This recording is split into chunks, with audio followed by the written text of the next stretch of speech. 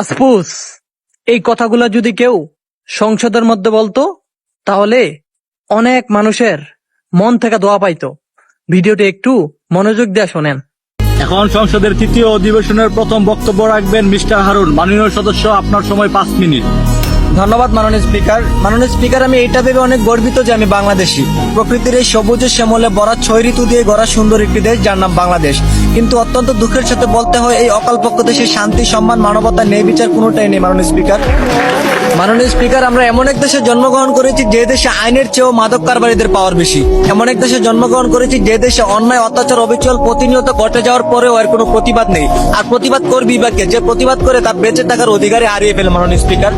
মাননীয় স্পিকার, আজ আমরা উন্নতিশীল জাপান থেকে প্রায় 200 বছর পিছিয়ে কেন জানেন? তারা সরকারের আদেশ অনুযায়ী প্রতিদিন 8 ঘন্টা ব্যক্তিগত ডিউটি করার পরেও নির্দিষ্ট 2 ঘন্টা দেশ এবং দেশের উন্নয়নের লক্ষ্যে কাজ করে থাকে মাননীয় স্পিকার।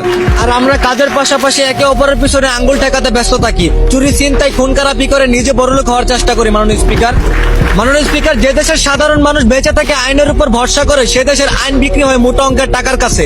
যে দেশের মা বোনেরা রাস্তায় হাঁটলে সম্মান নয় ধর্ষণ হয়, সে অভিশপ্ত দেশে কিভাবে আল্লাহর রহমত আসবে মাননীয় স্পিকার? দেশটা যেন আজ মাদক কারবারিদের হাতে। প্রতিটা এলাকা, প্রতিটা অঞ্চল আজ মাদক দ্বারা পরিপূর্ণ মাননীয় স্পিকার। আর মাদক হলো এমন একটা জিনিস, যে খায় সে নিজেও ধ্বংস, এমনকি পাড়া প্রতিবেশীদেরকে অত্যাচার করে বেড়ায়, কারণ তাকে সবাই ভয় পায় মাননীয় স্পিকার। মাননীয় স্পিকার, যে দেশের শিক্ষার্থীরা দেশ ও জাতির উন্নয়নে 24 ঘন্টায় পড়াশোনায় মনোযোগ দেওয়ার কথা, সে দেশের শিক্ষার্থীরা প্রেমিক প্রেমিকা, গার্লফ্রেন্ড, বয়ফ্রেন্ড নিয়ে পার্কে ঘুরে। এটার জন্য তাদের বাধ্যতামূলক হয়ে গেছে মাননীয় স্পিকার। যে দেশ